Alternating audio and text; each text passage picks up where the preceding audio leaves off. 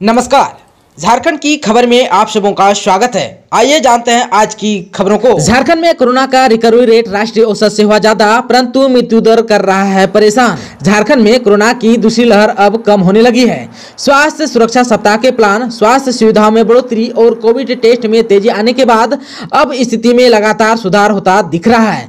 करीब 1.5 महीने बाद झारखंड में कोरोना रिकवरी रेट राष्ट्रीय औसत से अधिक हुआ है। परंतु दुखदायी की बात यह है कि राज्य में अभी भी बड़ी संख्या में कोरोना से मौत हो रही है। हालांकि यह संख्या अब घटती दिख रही है। राज्य में ये आंकड़ा कुछ दिन पहले तक 100 के पार चल रहा था, लेकिन अब वह 100 से कम हुआ है। आप सबको बता देना चाहता हूं कि अब तक में राज्य में 4,366 लोग इस संक्रमण से अपनी जान गंवा चुके हैं।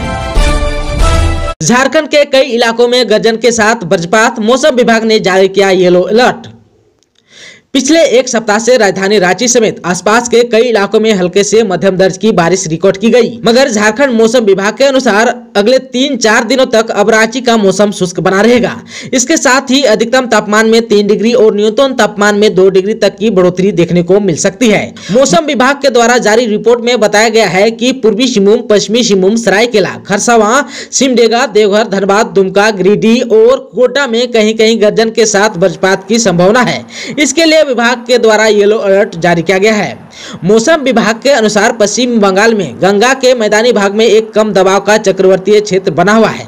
इसका असर राज्य के कुछ हिस्सों में अगले 2 दिनों तक देखने को मिल सकता है। वहीं पर पिछले 24 घंटों के दौरान राज्य में कहीं कहीं हल्के बारिश रिकॉर्ड की गई। इसके साथ ही ज्यादातर हिस्सों में तेज हवा चली।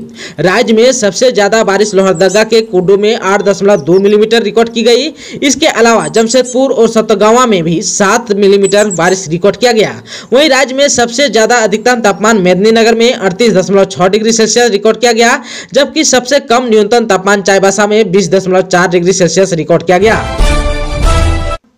झारखंड में स्मार्ट बनेंगे स्कूल, प्रोजेक्टर के साथ आईटी लैब की भी सुविधा।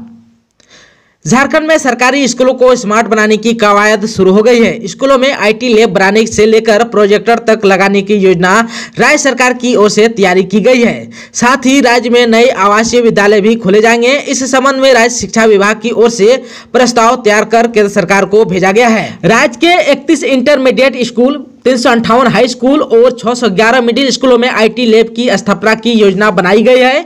इन स्कूलों में 10-10 कंप्यूटर का लैब बनाया जाएगा। वहीं स्मार्ट बनाए जाने वाले स्कूलों में ऑनलाइन लाइव पढ़ाई की भी व्यवस्था की जाएगी। राज्य सरकार ने समग्र शिक्षा के लिए केंद्र सरकार से 3241 करोड़ रुपए की मांग की है। विभिन्न मीडिया रिपोर्ट्स के अनुसार बताई गई है कि 28 मई को पैब की ऑनलाइन बैठक होनी है, जिस पर राज्य के समग्र शिक्षा के प्रस्ताव पर केंद्र सरकार की ओर से अनुमति मिल सकती है। इसके साथ ही आज के खबरों में बस इतना ही। हमें दीजिए इजाजत। नमस्कार।